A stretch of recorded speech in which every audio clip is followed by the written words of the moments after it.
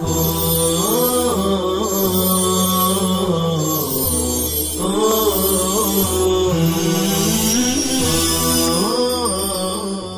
اللہ الرحمن الرحیم الحمد للہ رب العالمین الحمد للہ حمدا کثیرا طیبا مبارکا فی سبحان اللہ وبحمدہ عدد خلقہ ورضا نفسہ وزنۃ عرشہ ومداد کلماتہ وصلی اللہ وسلم علی نبینا محمد وعلی آلہ واصحابہ وبارک وسلم تسلیما کثیرا کثیرا۔ بسم اللہ الرحمن الرحیم۔ کتاب الحج، یہ کتاب احکام حج کے بیان میں ہے۔ عزیز طلبہ کرام، صاحب ہدایہ نے کتاب الصوم کے بعد کتاب الحج کو بیان کیا ہے۔ بقول صاحب بنایا، حج کے احکام کو صوم کے احکام سے مؤخر کر کے بیان کرنے کی وجہ یہ ہے کہ صوم خالص بدنی عبادت ہے، جبکہ حج بدنی اور مالی دونوں طرح کی عبادت ہے اور دونوں سے مرکب ہے، اور ظاہر ہے کہ مفرد مرکب سے مقدم ہوتا ہے، اس لیے صاحب ہدایہ نے بھی پہلے مفرد یعنی صوم کے احکام کو بیان کیا، پھر بعد میں مرکب یعنی حج کے احکام کو بیان کر رہے ہیں۔ دوسری وجہ یہ ہے کہ صوم ہر سال مقرر ہوتا ہے، جبکہ حج ہر شخص کے حق میں مقرر نہیں ہوتا، اس لیے حج کی بنسبت صوم کے مسائل و معارف سیکھنے اور سمجھنے کی ضرورت زیادہ ہے، اس لیے اس حوالے سے بھی صوم کو حج سے پہلے اور حج کو اس کے بعد بیان کیا گیا ہے۔ واضح رہے کہ لفظ حج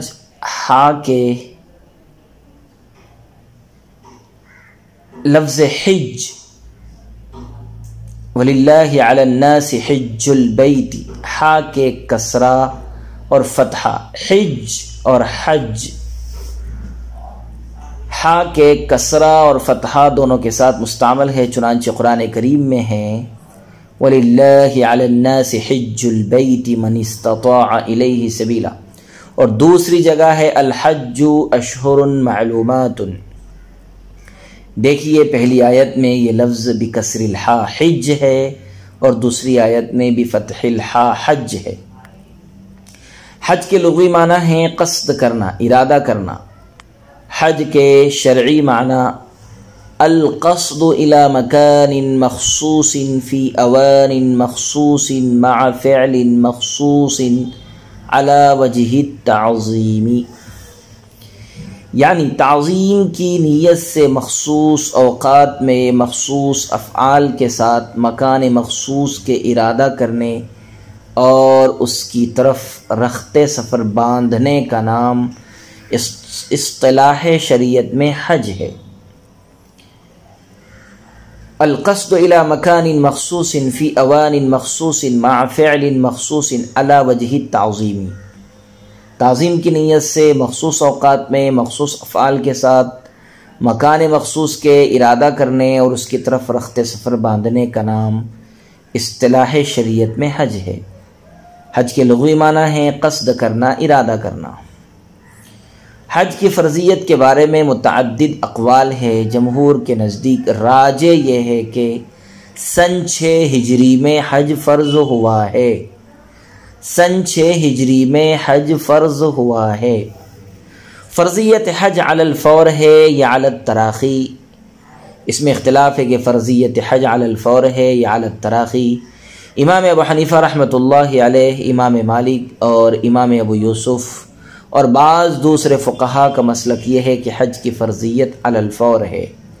جبکہ امام محمد اور امام شافعی کے نزدیک اس کی فرضیت علی التراخی ہے۔ امام ابو حنیفہ رحمہ اللہ تعالیٰ کی بھی ایک روایت اسی کے مطابق ہے، اگرچہ ان کی اصح روایت پہلی ہی ہے۔ امام احمد سے ایک روایت فرضیت علی التراخی کی ہے۔ ثمرہ اختلاف حق اسم، گناہ کے حق میں ظاہر ہوگا نہ کہ حج کی شرائط۔ حج کی چند شرائط ہیں اور یہ شرائط مجموعی اعتبار سے دو قسموں پر ہیں، ایک شرط وجوب، دوسرے شرط ادا۔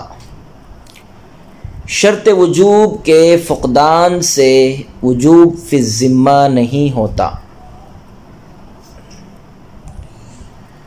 شرط وجوب کے فقدان سے وجوب فی الذمہ نہیں ہوتا، چنانچہ موت کے وقت وصیت حج بھی واجب نہیں ہوتی، اور شرط ادا کے فقدان سے وجوب فی الذمہ باقی رہتا ہے، اور عدم ادا کی صورت میں وصیت حج بھی واجب ہوتی ہے۔ واللہ اعلم۔ الحج واجب علی الاحرار البالغین العقلاء الاصحاء اذا قدروا على الزاد والراحلة فاضلا عن المسكن وما لا بد منه وعن نفقة عياله إلى حين عوده وكان الطريق آمنا، ووصفه بالوجوب وهو فريضة محكمة ثبتت فرضيتها بالكتاب، وهو قوله تعالى وَلِلَّهِ عَلَى النَّاسِ حِجُّ الْبَيْتِ مَنْ اسْتَطَاعَ إِلَيْهِ سَبِيلًا۔ آزاد، بالغ، ذی عقل، صحت مند لوگوں پر حج واجب ہے، بشرطے کہ وہ لوگ ایسے ذات و راحلہ پر قادر ہوں جو رہائش، ضروری اشیاء اور واپسی تک حاجی کے اہل و عیال کے نفقے سے فاضل ہو، اور راستہ بھی مامون ہو۔ امام قدوری رحمۃ اللہ علیہ نے حج کو واجب کے ساتھ متصف کیا ہے، جب کہ حج ایک مستحکم فریضہ ہے جس کی فرضیت کتاب اللہ سے ثابت ہے، اور وہ اللہ تعالیٰ کا فرمان ہے وَلِلَّهِ عَلَى النَّاسِ حِجُّ الْبَيْتِ مَنِ اسْتَطَاعَ إِلَيْهِ سَبِيلًا۔ وجوب حج کی شرائط، مسئلہ یہ ہے کہ جو شخص آزاد ہو، بالغ ہو، عاقل ہو، صحت مند ہو، زاد و راحلہ پر قادر ہو، اس کے پاس اتنا مال ہو جو اس کی رہائش اور اہل و عیال کے نفقے سے زائد ہو، اور حج سے واپسی تک کا پورا خرچ موجود ہو، اور حج کے لیے جانے کا راستہ پرامن ہو، تو اس شخص پر حج کرنا فرض ہے۔ امام قدوری رحمہ اللہ تعالیٰ نے الحج واجب کہہ کر حج کو واجب کے ساتھ متصف کیا ہے، جبکہ امر واقعہ یہ ہے کہ حج فرض ہے، اور اس کا ثبوت نص قطعی یعنی قرآن کریم کی اس آیت وَلِلَّهِ عَلَى النَّاسِ حِجُّ الْبَيْتِ مَنِ اسْتَطَاعَ إِلَيْهِ سَبِيلًا سے ثابت ہے۔ تو پھر امام قدوری رحمہ اللہ تعالیٰ کا اسے واجب سے متصف کرنا کیسے درست ہے؟ اس کا جواب یہ ہے کہ متن میں واجب سے واجب اصطلاحی مراد نہیں بلکہ واجب لغوی مراد ہے، اور الحج واجب، الحج ثابت و لازم کے معنی میں ہے، اور ظاہر ہے کہ فرض بھی ذمے میں ثابت اور لازم ہوتا ہے، لہذا واجب سے تعبیر کرنا قابل اعتراض نہیں ہے، اس لیے کہ الحج ثابت لازم کے معنی میں ہے، اور ظاہر ہے کہ فرض بھی ذمے میں ثابت اور لازم ہوتا ہے۔ ولا يجب في العمر الا مره واحده لانه عليه السلام قيل له الحج في كل عام او مره واحده فقال لا بل مره فما زاد فهو تطوع ولانه سببه البيت وانه لا يتعدد فلا يتكرر الوجوب۔ اور زندگی میں صرف ایک ہی مرتبہ حج واجب ہے، اس لیے کہ آپ صلی اللہ علیہ وسلم سے پوچھا گیا تھا کہ ہر سال حج ہے یا ایک ہی مرتبہ ہے، تو آپ صلی اللہ علیہ وسلم نے فرمایا تھا کہ نہیں بلکہ ایک ہی مرتبہ ہے، لہذا جو اس سے زائد ہو وہ نفل ہے، اور اس لیے بھی کہ حج کا سبب بیت ہے اور بیت متعدد نہیں ہے، لہذا وجوب بھی مقرر نہیں ہوگا۔ وجوب حج میں عدم تکرار کا مسئلہ۔ عزیز طلبہ، صورت مسئلہ یہ ہے کہ ہر مسلمان پر جس میں شرائط حج موجود ہوں، زندگی میں ایک مرتبہ حج کرنا فرض اور ضروری ہے، اور اگر ایک سے زائد مرتبہ وہ حج کرتا ہے تو ایک کے علاوہ سب نفل ہوگے، اس لیے کہ جب حج فرض ہوا تو آپ صلی اللہ علیہ وسلم نے لوگوں کو جمع کر کے ایک تقریر فرمائی اور یوں فرمایا، یوں ہدایت دی، یا ایھا الناس قد فرض علیکم الحج فحجوا، فقال رجل اکل عام یا رسول اللہ، فسکت حتی قالها ثلاث، فقال رسول اللہ صلی اللہ علیہ وسلم لو قلت نعم لوجبت وما استطعتم، ثم قال ذروني ما تركتكم فإنما هلك من كان قبلكم بكثرة سؤالهم واختلافهم على أنبيائهم فإذا أمرتكم بشيء فأتوا منه ما استطعتم وإذا نهيتكم عن شيء فدعوه.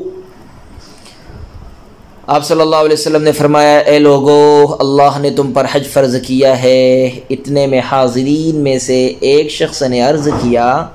کہ کیا ہر سال فرض ہے؟ آپ صلی اللہ علیہ وسلم خاموش رہے یہاں تک کہ سائل نے جن کا نام اقرع بن حابس ہے 3 مرتبہ یہی سوال دہرایا. اس پر آپ صلی اللہ علیہ وسلم نے فرمایا اگر میں ہاں کہہ دیتا تو ہر سال حج واجب ہوتا اور تم سے ادا نہ ہو پاتا. اس کے بعد آپ صلی اللہ علیہ وسلم نے فرمایا کہ جو کچھ میں تمہارے سامنے بیان کر دوں اس میں چوں چرا کرنے سے کنارہ کش رہو، اس لیے کہ تم سے پہلی امتوں کو کثرت سوال اور انبیاء کرام سے اختلاف کی بنیاد پر ہلاک کر دیا گیا. لہذا جب میں کسی چیز کا حکم دوں تو بقدر استطاعت اسے بجا لاؤ اور جب کسی چیز سے منع کر دوں تو اس سے باز رہو. اس حدیث سے وجہ استدلال بئی طور ہے کہ لو قلت نعم لوجبت سے حج کا عدم تکرار مفہوم ہو رہا ہے، کیونکہ آپ صلی اللہ علیہ وسلم اگر ہاں کہتے تو ہر سال حج واجب ہوتا، لیکن آپ نے امت کو مشقت سے بچانے کے لیے نعم نہیں فرمایا، اس لیے حج بھی ہر سال واجب نہیں ہوا. اس سلسلے کی عقلی دلیل یہ ہے کہ حج فرض ہونے کا سبب بیت اللہ الحرام ہے اور بیت اللہ میں تعدد اور تکرار نہیں ہے، لہذا فرضیت حج میں بھی تکرار نہیں ہوگا، کیونکہ سبب میں تکرار کے بغیر مسبب میں تکرار نہیں ہوتا. ثم هو واجب على الفور عند ابي يوسف وعند ابي حنيفه رحمه الله تعالى ما يدل عليه وعند محمد رحمه الله تعالى وقال الشافعي على التراخي لأنه وظيفة العمر فكان العمر فيه كالوقت في الصلاة. وجه الأول أنه يختص بوقت خاص والموت في سنة واحدة غير نادر فيتضيق احتياطا ولهذا كان التعجيل أفضل بخلاف وقت الصلاة لأن الموت في مثله نادر. پھر امام ابو یوسف کے یہاں علی الفور حج واجب ہے اور امام ابو حنیفہ سے ایسی روایت منقول ہے جو اسی کی غماز ہے. امام محمد اور امام شافعی کے یہاں علی التراخی واجب ہے اس لیے کہ حج عمر کا وظیفہ ہے، لہذا حج میں عمر کا وہی حال ہے جو نماز میں وقت کا ہے. قول اول کی دلیل یہ ہے کہ حج ایک مخصوص وقت کے ساتھ خاص ہے اور ایک سال میں موت واقع ہو جانا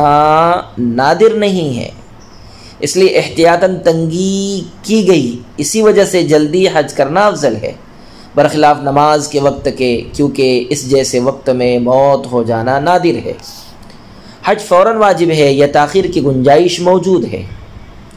عزیز بچوں، مسئلہ یہ ہے کہ جس شخص میں تمام شرائط حج جمع ہو جائیں اس پر امام ابو یوسف کے یہاں فوراً حج کرنا اور حج کے لیے رخت سفر باندھنا واجب ہے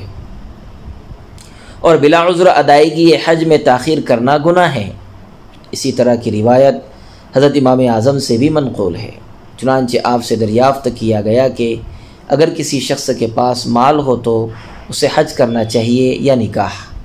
حضرت الامام نے فرمایا کہ اسے حج کرنا چاہیے. اس سے معلوم ہوتا ہے کہ امام اعظم بھی فوری وجوب کے قائل ہے.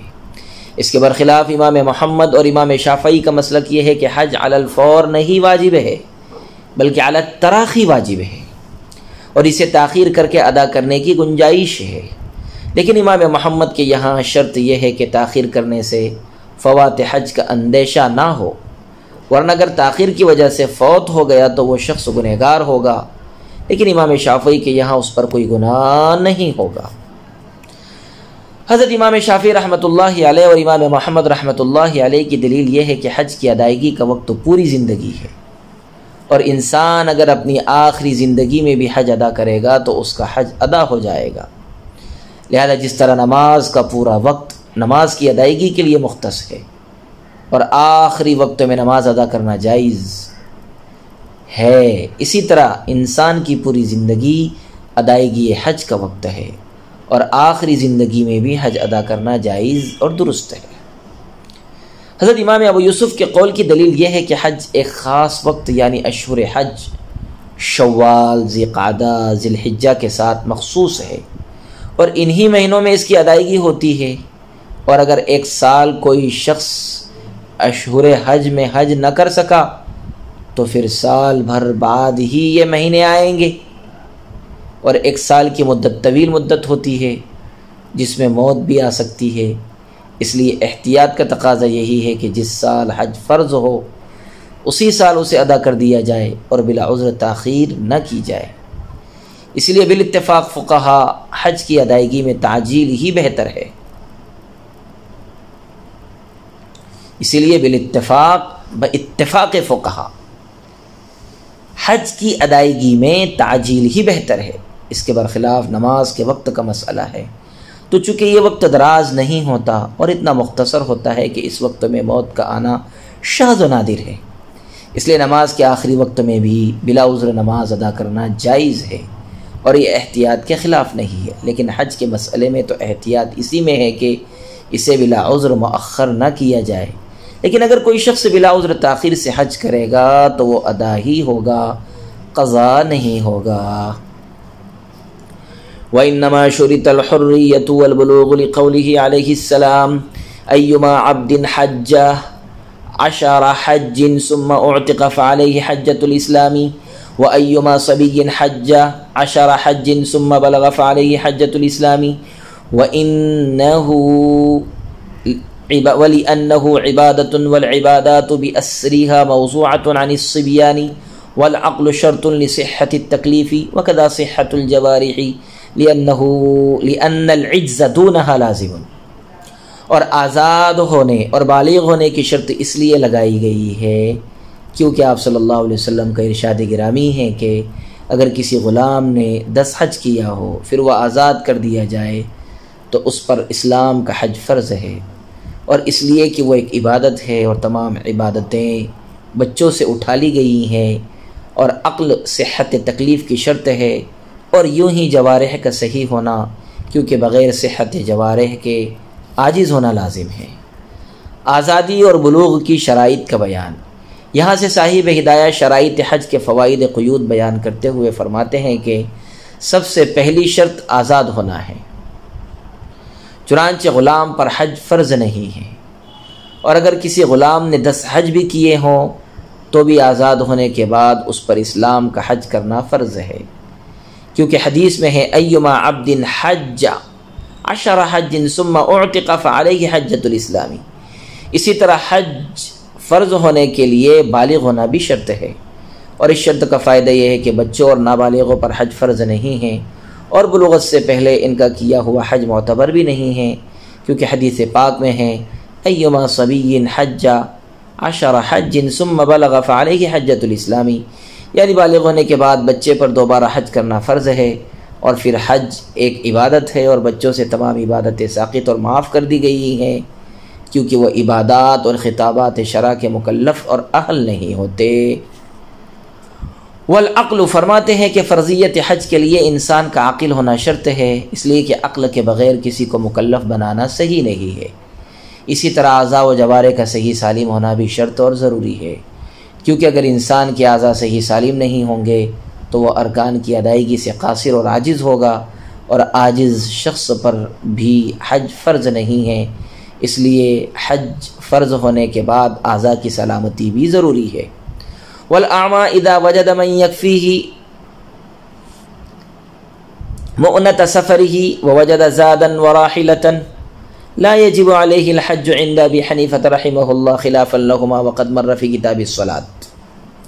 اور نابینا اگر کسی ایسے شخص کو پالے جو اس کی مشقت سفر کو برداشت کرے،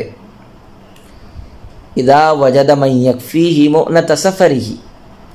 ایسے شخص کو پالے نابینا جو اس کی مشقت سفر کو برداشت کرے، اور یہ نابینا زاد و راحلہ بھی پائے تو بھی امام ابو حنیفہ کے یہاں اس پر حج واجب نہیں ہے۔ حضرات صاحبین کا اختلاف ہے اور کتاب الصلاۃ میں یہ گزر چکا ہے۔ نابینا آدمی کے حج کا بیان۔ صورت مسئلہ یہ ہے کہ اگر کوئی شخص نابینا ہو اور اسے کوئی ایسا آدمی مل جائے جو سفر حج میں اس کے لانے اور لے جانے کی مشقت برداشت کرے، اور خود وہ نابینا اپنے اور اس آدمی کے زاد و راحلہ پر قادر ہو تو حضرات صاحبین کے یہاں اس نابینا پر حج فرض ہے، لیکن امام اعظم رحمۃ اللہ علیہ کے یہاں اس پر حج فرض نہیں ہے۔ دراصل یہ اختلاف ان حضرات کے اپنے اپنے اصول پر مبنی ہے۔ چنانچہ امام اعظم کا ضابطہ یہ ہے کہ غیر کی قدرت اور مدد سے حاصل ہونے والی استطاعت معتبر نہیں ہے، جبکہ حضرات صاحبین کے یہاں یہ استطاعت معتبر ہے۔ اس لیے ان حضرات کے یہاں اگر نابینا کو کوئی قائد مل جائے تو اس پر حج فرض ہے، لیکن امام صاحب کے یہاں تب بھی اس پر حج فرض نہیں، کیونکہ وہ تو غیر کی قدرت اور نصرت سے حاصل ہونے والی استطاعت کو معتبر ہی نہیں ہے۔ ضابطے کی عبارت بھی ملاحظہ کر لیجئے، الاصل عند ابی حنیفہ ان کل من لا یقدر بنفسه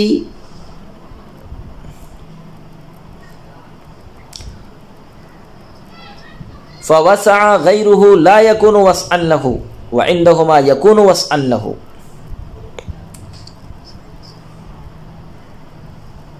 وأما المقعد فعن أبي حنيفة أنه يجب لأنه مستطيع بغيره فأشبه المستطيع بالراحلة، وعن محمد أنه لا يجب لأنه غير قادر على الأداء بنفسه بخلاف الأعمى، لأنه لو هدي يؤدي بنفسه فأشبه الضال عنه۔ رہا اپاہج تو امام ابو حنیفہ سے مروی ہے کہ اس پر حج واجب ہے کیونکہ دوسروں کے ساتھ مل کر استطاعت رکھنے والا ہے، لہذا یہ راحلہ کے ساتھ استطاعت رکھنے والے کے مشابہ ہو گیا۔ حضرت امام محمد سے مروی ہے کہ اپاہج پر حج واجب نہیں ہے کیونکہ وہ بذات خود ادا کرنے پر قادر نہیں ہے، برخلاف اعمیٰ کے، اس لیے کہ اگر اس کی رہنمائی کر دی جائے تو وہ بذات خود ارکان ادا کرے گا، لہذا یہ مقام حج سے بھٹکنے والے کے مشابہ ہو گیا۔ اپاہج پر وجوب حج میں اختلاف اقوال۔ عبارت کی تشریح سے پہلے یہ بات ذہن میں رکھیے کہ یہاں حضرت امام ابو حنیفہ سے جو روایت بیان کی گئی ہے وہ ان کی اصل اور مستند روایت نہیں ہے، بلکہ حضرت حسن ابن زیاد کی روایت ہے، جس کا حاصل یہ ہے کہ اپاہج اور مفلوج شخص پر حج واجب نہیں ہے، کیونکہ یہ دوسروں کی استطاعت اور نصرت کے ذریعے مستطیع اور دوسرے کے توسط سے ادائیگی ارکان پر قادر ہے، لہذا یہ شخص سواری کے ساتھ حج کرنے پر قادر شخص کی طرح ہو گیا، اور سواری کے ساتھ حج پر قادر شخص پر حج واجب اور فرض ہے، لہذا مفلوج اور اپاہج پر بھی حج فرض ہوگا۔ لیکن امام صاحب کی اصل روایت یہ ہے کہ مفلوج اور اپاہج وغیرہ پر حج فرض نہیں ہے، کیونکہ ان کے یہاں جب اعمیٰ کے حق میں دوسرے کی استطاعت معتبر نہیں تو پھر اپاہج اور مقعد کس کھیت کی مولی ہے۔ امام محمد کی رائے یہ ہے کہ اپاہج پر حج فرض نہیں ہے کیونکہ یہ شخص بذات خود ارکان حج کی ادائیگی پر قادر نہیں ہے، لہذا اس پر حج فرض کرنا ہی بے سود ہے۔ اس کے برخلاف نابینا شخص کا مسئلہ ہے تو وہ اپاہج سے جدا ہے۔